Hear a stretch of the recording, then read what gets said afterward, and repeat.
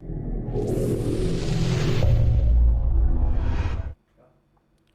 SN, ketemu lagi dengan saya, Agus Harizal Alwi Cikmat, pemimpin redaksi Suara Nusantara dan koran sn.com.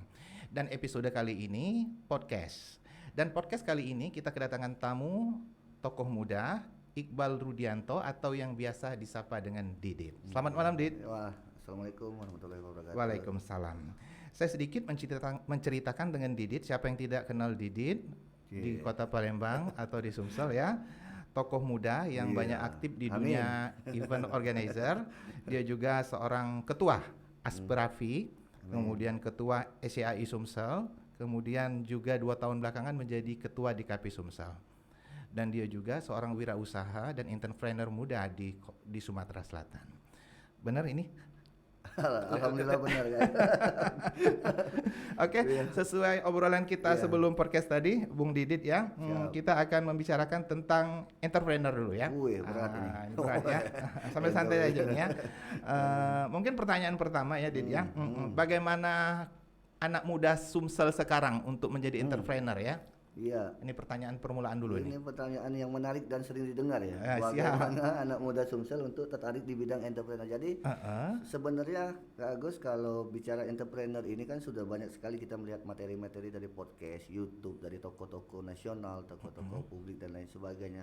Sebenarnya entrepreneur ini kalau sederhananya versi saya pribadi, sebenarnya entrepreneur ini sama seperti apa yang sering saya dengar. Jadi entrepreneur ini bukan profesi. Jadi entrepreneur ini adalah mindset.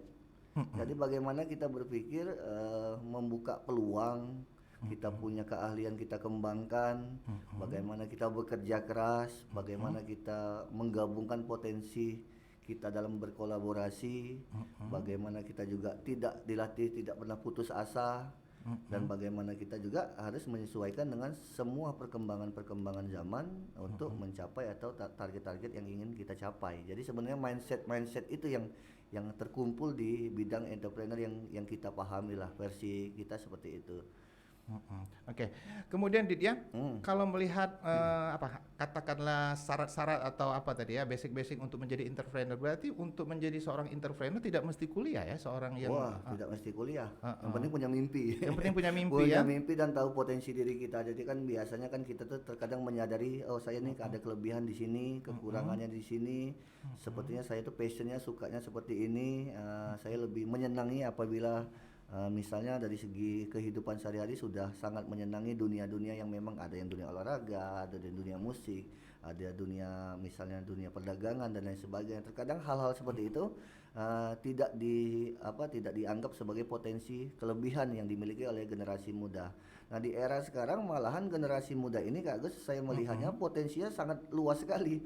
Orang sudah banyak tertarik dengan dunia digital, orang sudah asik dengan main game dan lain sebagainya, dan teman-teman atau generasi muda sudah canggih-canggih juga ya, sudah banyak sekali yang menunjukkan potensinya untuk memanfaatkan potensi kelebihan dirinya untuk terjun di dunia entrepreneur dan lain sebagainya. Banyak sekali yang sukses, banyak yang sekali yang membanggakan, bahkan di luar dugaan banyak sekali anak-anak muda, generasi muda yang mendapatkan penghasilan yang luar biasa juga di era-era sekarang ini. Lebih canggih dari kita lah.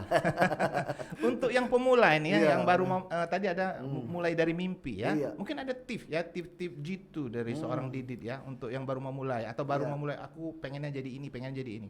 Kalau tipsnya tidak bukan berkaca dengan pengalaman pribadi ya. Jadi mungkin beda-beda orang, beda yang harus dijalankan. Kalau pengalaman pribadi, tips yang saya alami adalah passion Kak Gus. Jadi saya itu menyenangi dulu. Jadi dulu memang tanpa sadar di masa-masa muda, waktu SMP, SMA sering berkumpul, berorganisasi. Jadi SMP juga dipilih oleh warga jadi ketua remaja masjid. Keren ini. Waktu SMA ikut organisasi, OSIS, drum band, sepak bola kayak gitu kan. Jadi sangat aktif ya. Iya, Paskibra juga di situ. Jadi banyak sekali organisasi yang katakanlah menghiasi kehidupan kita di masa muda. Di bangku kuliah juga aktif di organisasi, badan eksekutif mahasiswa dan lain sebagainya. Di luar itu kita juga ada hobi Agus. Dulu memang ada hobi, saya pribadi tuh hobinya yang ada 2. Yang pertama tuh olahraga, yang kedua itu musik. Ya, Wah, keren jadi semua saya nih. main musik, saya juga Sampai sekarang ini saya dengar ya. Jadi kehidupan yang ditempa dengan pengalaman atau organisasi-organisasi dari SMP, SMA dan di bangku kuliah ditambah dengan hobi yang kita tekuni waktu di SMP, SMA dan bangku kuliah, terkadang ini berkumpul jadi sebuah energi ketika kita masuk ke wilayah industri atau wilayah yang memang membutuhkan profesi. Tiba saatnya kita kan harus mandiri, Kak Gus. Tidak selamanya kita harus dengan dibantu oleh orang tua. Jadi pasca kuliah itulah yang terkadang kita mendapatkan inspirasi bahwa banyak momentum perjalanan masa muda kita yang kita akumulasikan untuk digabungkan menjadi potensi diri, dan itulah yang kita mulai dengan untuk dikembangkan. Itu dari pengalaman pribadi. Makanya dengan kemampuan organisasi kita alhasil jago bikin proposal. Wah, keren. Bisa ketemu pejabat-pejabat kayak gitu. Nanti kan dibagi pengalamannya itu mengajukan proposal itu. Iya, bisa. Kemudian Kita bisa mengendari mobil itu gara-gara kita organisasi. Kita kan mungkin di rumah tidak mempunyai kendaraan, cuma di organisasi terkadang ada fasilitas dari kampus, ada kendaraan operasional, tidak ada yang mencoba ini. Nah, terkadang karena alam ya, tiba-tiba kita bisa sendiri belajar mengendarai mobil. Jadi tidak perlu ada guru khusus nyetir mobil. Jadi gara-gara itu. Jadi banyak sekali pengalaman masa muda itu menjadi katakanlah modal, jadinya modal untuk kita memulai membangun karir, membangun mimpi, dan mengasah terus untuk kemampuan kita. perpaduan kegiatan dan organisasi yang begitu banyak ya. Ini mungkin salah satu tips ya dari seorang Didit ya.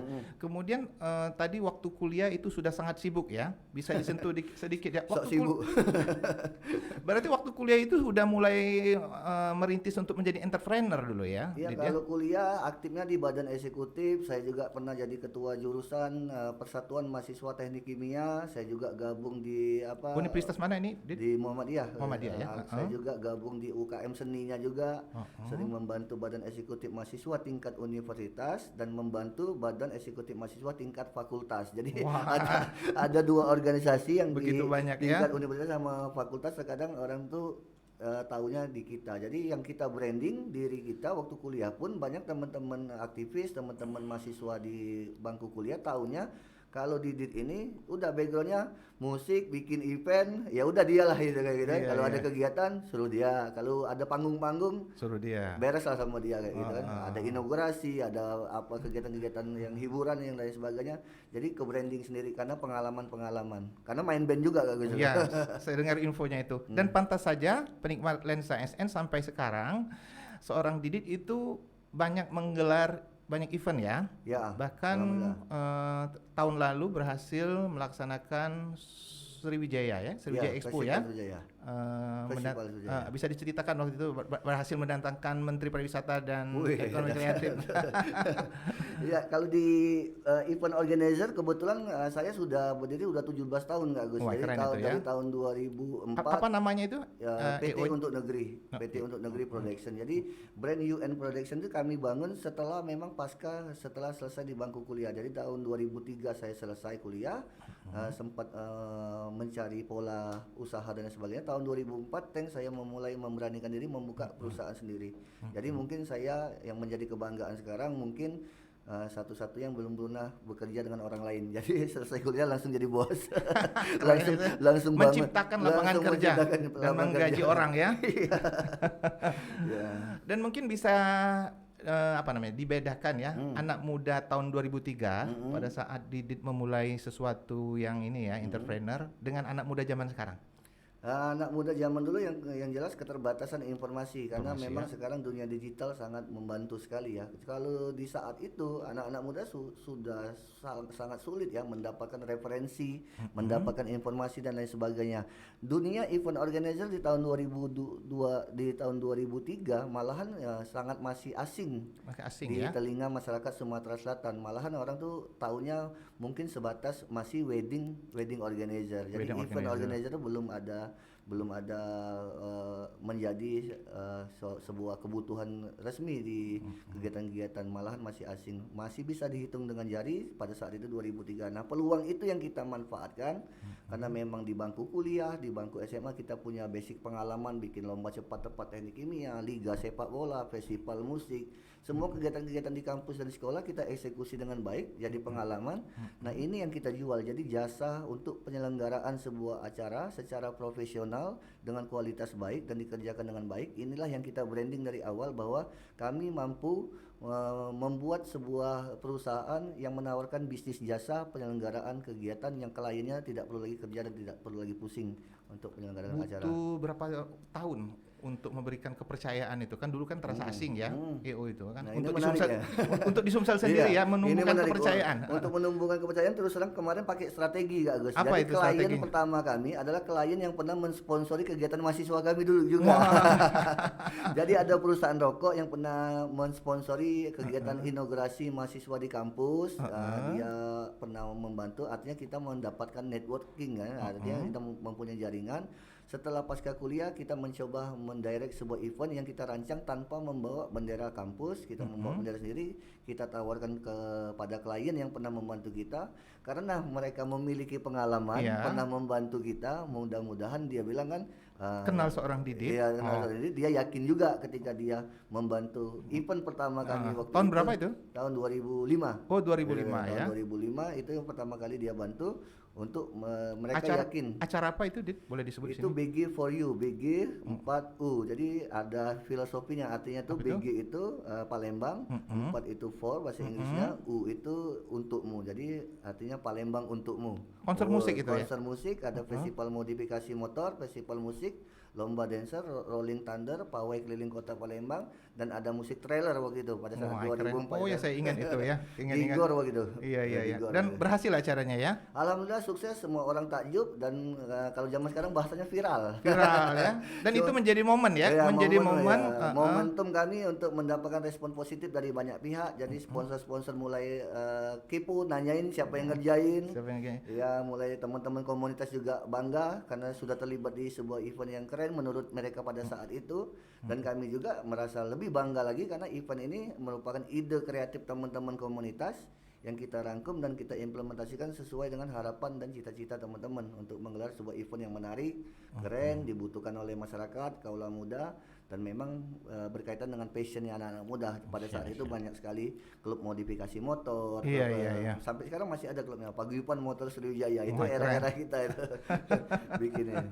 Dan mungkin karena event itu ya, saya juga dengar info EO yang ditangani oleh Didit juga sering dipercaya untuk di luar kota Palembang ya? Iya, banyak sekali kita kalau dipercaya sebenarnya banyak prosesnya, ada yang penunjukan, ada yang proses ikut tender.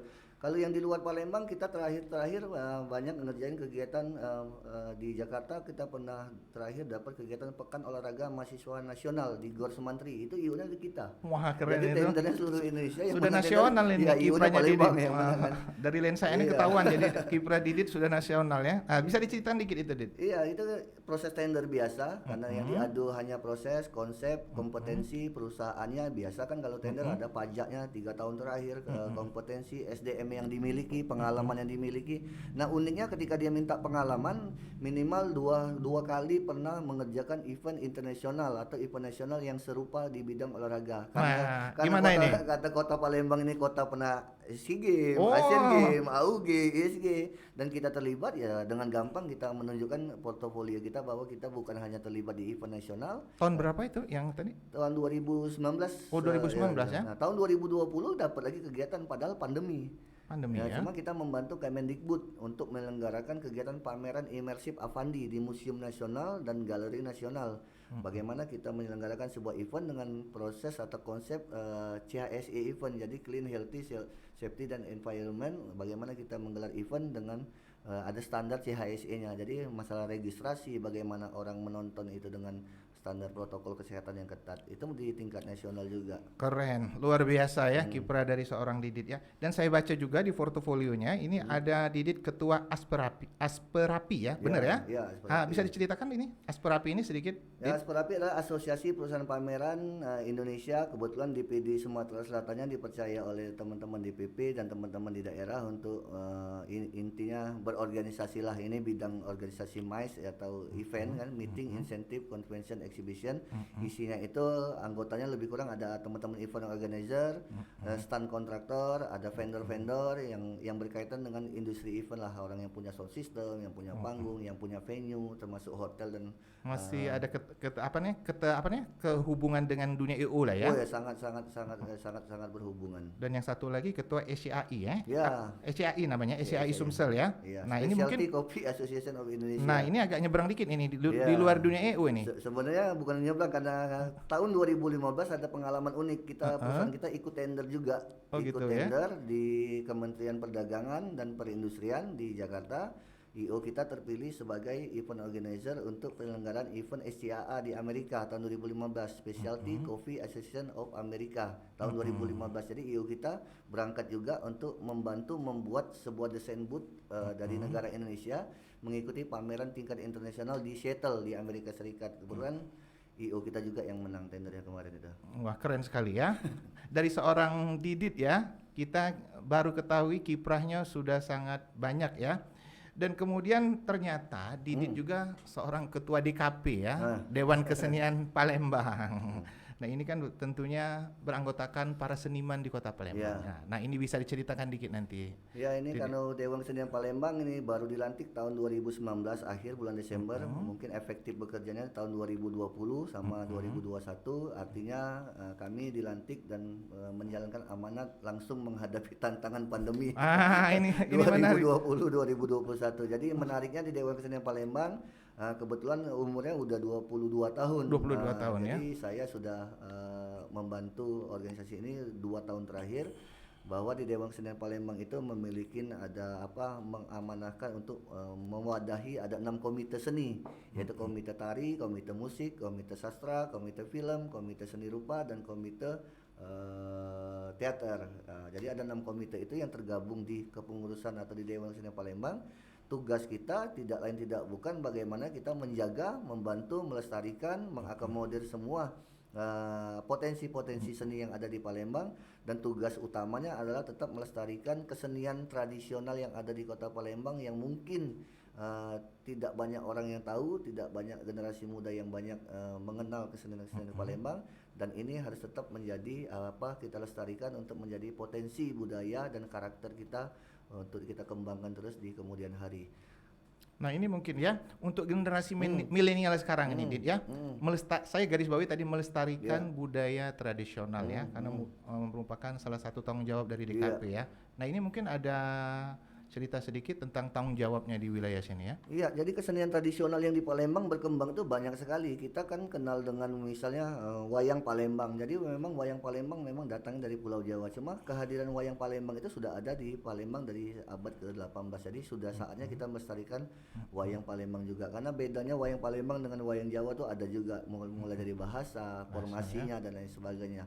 Nah, Dewan Kesenian Palembang punya komitmen dan tanggung jawab itu. Kita pernah menampilkan wayang Palembang pada saat konser grup musik Payung Teduh waktu itu di Gans Cafe. Jadi kita kolaborasikan kesenian, culture, budaya kita di saat momentum anak muda mau menonton grup band idolanya misalnya. Jadi ada momentum diselipkan. Jadi sebagai openingnya grup band Payung Teduh. Jadi sebelum tampil nonton wayang dulu. Jadi untuk menarik dulu ya. Dan diapresiasi sangat baik oleh anak muda. Kita memiliki dokumentasinya. Banyak anak muda merasa ini juga terkesima. Ketertarikan juga anak muda sekarang gimana anak muda Palembang dengan budaya masih sebatas kebanggaan, masih sebatas dia mengagumi, belum ada ketertarikan. Ini kan agak sulit untuk mengajak anak muda untuk terjun ke dunia kesenian, karena memang efek dari ketertarikan ini kan imbasnya kan sangat kompleks kan, butuh dukungan pemerintah, butuh dukungan sekolah-sekolah, stakeholder dan lain sebagainya. Jadi bukan hanya mereka tertarik, cuma mereka juga harus dikasih wawasan bagaimana potensi kesenian atau pelaku seni di Palembang ini menjadi sebuah tempat yang memang dalam tanda kutip mungkin mereka kan bertanya apakah menjanjikan atau tidak dari segi ekonomi, bagaimana berkembangnya dan bagaimana masa depan dan lain sebagainya. Ini yang menjadi pertimbangan oleh generasi muda. Mereka mungkin ada hal-hal yang secara instan mereka harus langsung kita jawab, yang agak sulit untuk diterjemahkan lewat teori-teori kalau memang di industri kesenian. Ada juga teman-teman yang memang hobi. Memang dia dari SD, SMP, SMA mungkin ada keluarganya memang keluarga seniman, jiwa seni jiwa ya, seninya turun ya dari orang tuanya ya. Dia tidak peduli Kak Agus, dia tidak peduli bagaimana nasibnya, dapat job atau tidak, kaya atau tidak dari seniman. Ketika dia Karena menggeluti, jiwa, ya?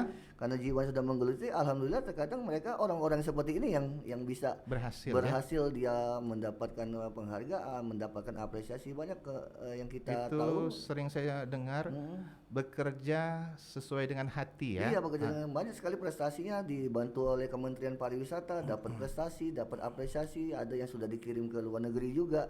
Banyak sekali yang punya potensi-potensi. Di Sumsel ada itu Dit ya? Banyak. Di Sumsel ini banyak Agus. Kita sudah banyak mendata bahwa potensi teman-teman pelaku seni, seniman, termasuk juga pelaku ekonomi kreatif yang memiliki prestasi di wilayah Palembang sama Sumatera Selatan yang tidak terdeteksi oleh pemerintah daerah, cuma mereka berprestasi di tingkat nasional. Itu banyak sekali ajang-ajang yang diselenggarakan tingkat nasional yang menang itu orang Palembang semua.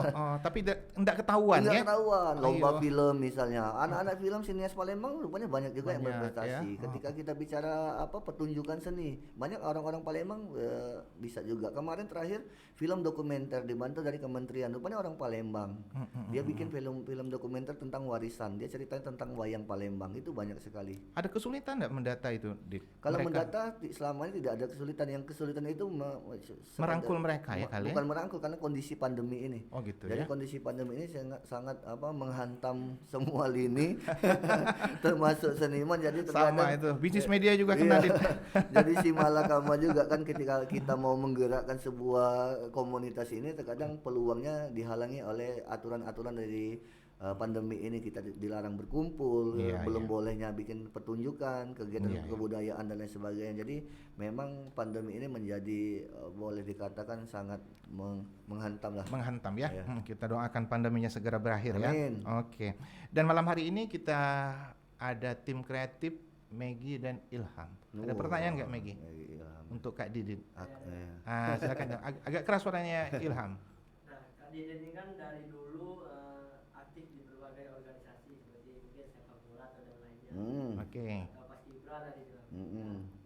Mau tanya nih Kak, kenapa sih harus mau jadi entrepreneur? Mungkin kalau Kak Didin hobi sepak bola, aku jadi pemain bola. Nah, ini kenapa harus entrepreneur? Iya, sebenarnya pertanyaannya sebenarnya menarik. Kita belum jawab. Memang waktu lagi main bola, memang ada cita-cita pengen jadi atlet bola. Cuma kesempatannya tidak terbuka. Jadi kita sempat jadi di SMP itu Ilham pernah ikut ada pertandingan antara liga sepak bola yang diadakan pemerintah. SMP saya kan SMP 19 Kak Gus. Jadi sama masuk di babak semifinal dan lain sebagainya. Artinya yang ingin kita jawab adalah mungkin jawabannya adalah semua lini yang kita jadikan hobi, baik sepak bola, baik musik, itu sudah pernah kita lakonin dan tekunin. Cuma ketika arah ke step tahapan kita harus menentukan apakah ini akan kita lanjutkan atau tidak, mungkin daripada saat itu sudah dapat jawaban. Sepertinya sepak bola ini pintunya mulai tidak terbuka lagi, atau peluangnya sudah mulai kecil, jadi pindah ke bidang lain. Jadi termasuk musik. Dengan begitu banyak kegiatan memudahkan seorang Didit ya. Musik juga sempat di tahap nasional, jadi ikut festival rock se-Indonesia. Wah keren nih, nah ceritain sedikit nih jadi Dit. ada event bergengsi waktu itu Pak Lox Label kan bikin event kan, terkenal kan Pak Lox Label bikin event ibaratnya Lox Label festival rock se-Indonesia. Nah kita wakil dari Palembang, dari Palembang yang mengikuti kegiatan itu di tingkat nasional. Babak penyisihannya itu dari beberapa grup di Sumbaksel, babak final yang di Lampung kita sudah masuk di 10 besar. Jadi sempat jadi 10 finalis wilayah Sumbaksel. Yang bintang tamunya Jamrud gitu.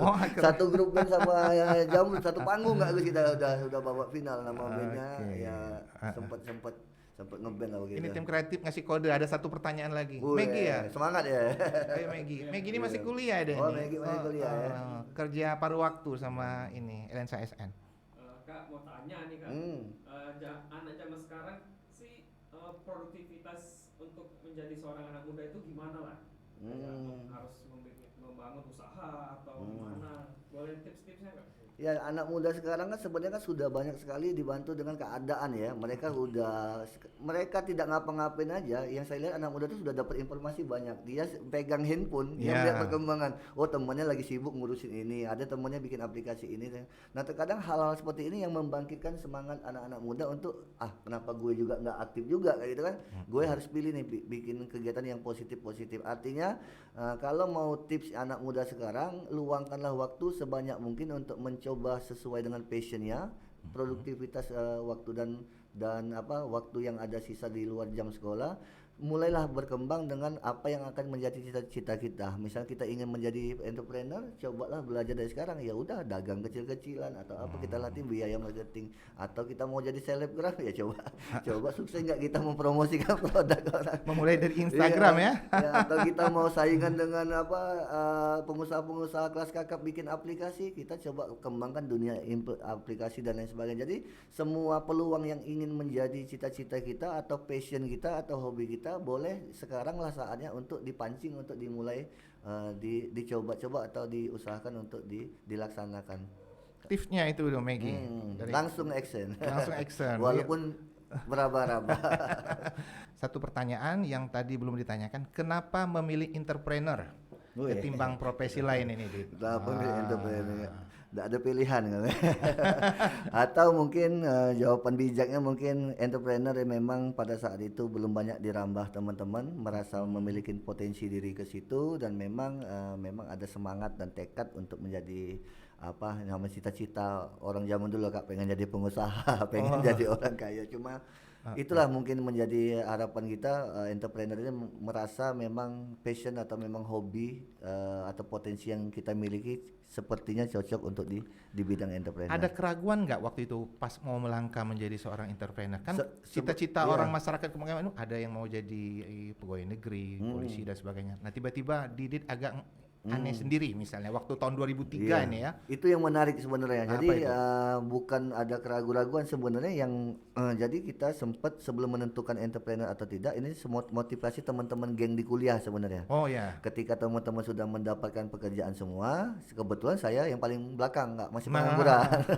Jadi ada satu momen pertemuan teman-teman geng itu yang melihat potensi entrepreneur itu, katanya Dit, katanya bahasa Palembangnya, awak itu bukan tidak dapat gawean katanya. Awak itu belum tahu kelebihannya, potensinya. Kau itu punya pengalaman bikin acara, banyak kenalan sponsor-sponsor katanya kan.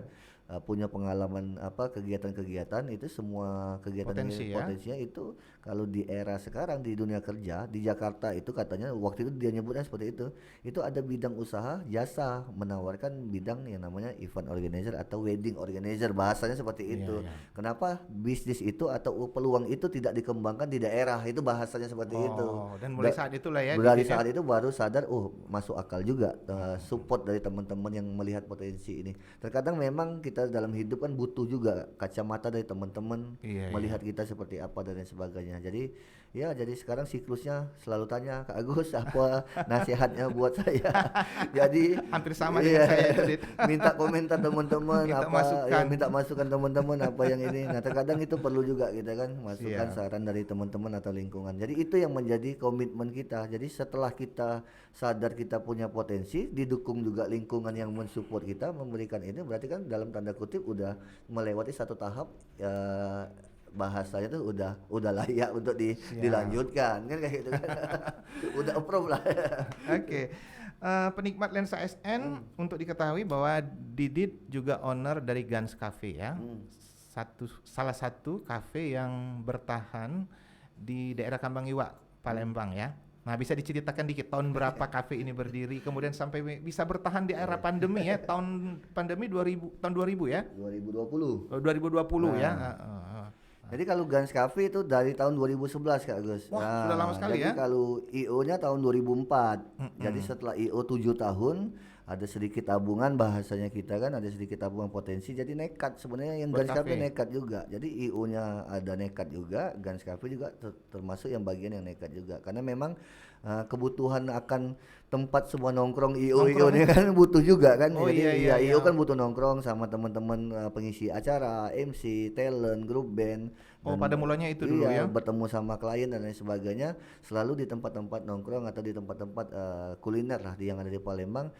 Setelah itu semakin banyak, artinya muncullah ide kenapa kita tidak mencoba punya destinasi atau tempat nongkrong sendiri di tahun 2011. Jadi langsung dieksekusi tanpa pikir panjang, tanpa memiliki kemampuan di bidang kuliner dan lain sebagainya, cuma modal IO dan jaringan, ya kita buka lah Gans Cafe. Alhamdulillah dari situ ada 2 poin yang harus kita dapat. Yang pertama itu memang strategi membuka usaha itu tidak salah, memang langsung rame. Yang kedua kita dapat pengalaman di bisnis kuliner ya. Nah, Jadi di bisnis yang kuliner, poin pertama tadi iya. ya, strategi. Iya, strateginya. Nah, mungkin ada bicarakan sedikit di sini yang strategi tadi, Din. Ya karena kita IO, jadi memang dari ide awal memang kita pengen punya tempat nongkrong yang memang bisa dibikin acara juga Kak Gus. Oh, gitu. Bukan hanya kuliner, jadi kita ada panggungnya, ada fasilitas sound system, ada fasilitas panggungnya dan Sambil menyelam minum air. iya sambil minum air. Jadi lokasi Gans Cafe bisa kita tawarkan sponsor untuk bikin-bikin event promosi perusahaan-perusahaan tersebut juga. Jadi sambil dagang kuliner, sambil jualan IO juga. Keren sekali. Di era pandemi tahun 2020 ya, semua usaha itu terkena goncangan dan kalau saya melintas di sana, Gans Cafe masih tetap bertahan. Gimana itu waktu itu kondisinya, Dit? Ya kalau memang harus jujur ya pasti kita terdampaknya sangat banyak ya, apalagi pandemi ini kan bisnis kuliner, kafe, restoran pernah tahun 2020 secara resmi saja negara ini minta kita tutup di rumah saja, semuanya tutup. Iya, benar, Nah, waktu itu ya. Itu saja sudah hampir 3 sampai 4 bulan Iya, tidak beroperasi. Nah, pasca dari tutupnya 2020 memang ada kebijakan pelonggaran-pelonggaran, cuma sifatnya masih tentatif, tidak terlalu longgar, tidak juga terjadi, masih ada pengaruh dengan karakter masyarakat yang ingin keluar rumah. Di tahun 2021 sama sebenarnya, kita ada istilahnya cuma diganti jadi PPKM kemarin. PPKM ya. PPKM yang ada Level dilanjut itu ya. Ada iya. PPKM 2 minggu, nanti dilihat dilanjut lagi PPKM 2 minggu, dilanjut lagi yang Palembang kemarin kebagian 4 kali lanjutan jadi 2 bulan. Dilanjut terus PPKM jadi 2 bulan. Jadi memang dari 2 tahun itu secara operasional mungkin kalau kita bicara operasional mungkin ada dalam 2 tahun 6 bulan itu loss. Jadi memang tidak ada operasional.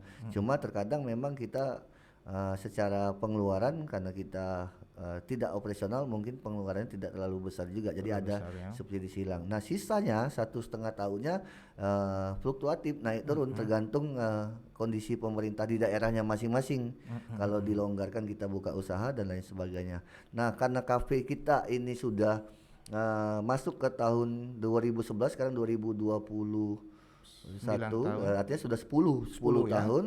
Kita ini kan orangnya sederhana berpikirnya Kak Gus. Ya kalau pandemi baru 2 tahun, berarti 8 tahun kemarin kan dianggap udahlah itu modal buat nguat-nguatin 2 tahun ini. Jadi kita berpikirnya bijaksana juga. Jadi kita memang sangat mengeluh di 2 tahun ini mungkin karena memang ada sedikit pengalaman panjang kita di bisnis kafe ini, mungkin kita masih tetap optimis kalau memang bisnis kafe atau kuliner ini memang menjadi salah satu bisnis ekonomi kreatif, tempat nongkrong dan sebagainya menjadi kebutuhan kita untuk tetap dilanjutkan sampai semangat terus lah intinya. Sampai sekarang masih bertahan ya. Penikmat lensa SN, begitu banyak tips pesan dari seorang Didit untuk anak muda Kota Palembang, Sumsel dan secara umum ya. Mungkin di akhir obrolan ada pesan khusus dari seorang Didit untuk anak muda ya. Silakan. Ya kalau pesan khusus ini mungkin pengalaman juga Kak Gus. Jadi kita tidak terlalu banyak memberikan motivasi. Mungkin pengalaman saya pribadi, kalau kita anak-anak muda sekarang, ayo manfaatkan terus waktunya untuk produktif, berkarya, mencoba banyak hal yang positif-positif. Kalau memang ada cita-cita jangan malu-malu. Coba dimatangkan dari sekarang. Kita nih mau cita-citanya apa, kita mencoba dari sekarang. Banyak sekali anak-anak muda sekarang sudah menggarap sebuah perjalanannya, rencananya untuk ke depan sudah digarap dari umur-umur di antara 20 sampai umur 30. Banyak sekali saya melihat anak-anak muda di umur 20 sampai 30 sudah mulai produktif sekali, canggih-canggih, pinter-pinter. Kami juga di event organizer banyak juga melibatkan anak-anak muda untuk menjadi tim kreatif kami. Di bisnis cafe juga kami banyak, bisnis jasa lainnya juga banyak. Jadi anak muda tinggal dia bagaimana produktif memanfaatkan waktu dan tenaga pikirannya, dan jangan lupa tetap mementingkan kolaborasi dengan generasi-generasi yang memang terdahulu. Terkadang mereka merasa sudah tahu, cuma terkadang butuh sedikit sentuhan atau pendampingan dari butuh nasihat butuh nasihat dari yang lebih banyak pengalaman. Terkadang merasa sudah tahu, rupanya masih banyak warning di dunia. Nanya dengan yang lebih banyak makan asam garam ya. Apalagi dunia bisnis kan ya, terkadang melihatnya seperti gampang, memang ada game-game khusus yang memang butuh pendampingan. Jangan malu-malu juga berkolaborasi, jangan malu-malu juga bertanya, karena memang sekarang eranya sudah sangat canggih. Dunia informasi semakin banyak, silakan manfaatkan dunia digital, dunia informasi yang luas ini dan teknologi untuk mendukung cita-cita atau semangat dari teman-teman generasi muda. Intinya semangat terus. Semangat ya, keren sekali. Oke penikmat Lensa SN, demikian obrolan hangat dengan seorang Didit. Pasti masih banyak yang ingin tahu tentang Didit dan kiprahnya ya. Kita lanjutkan nanti di season berikutnya nanti ya Pak Didit. Oke, untuk terakhir jangan lupa untuk selalu like, comment, share dan subscribe kanal YouTube Lensa SN, biar pesan-pesan inspiratif dari Koran SN tetap tersebar di masyarakat luas. Salam SN, wassalamualaikum warahmatullahi wabarakatuh.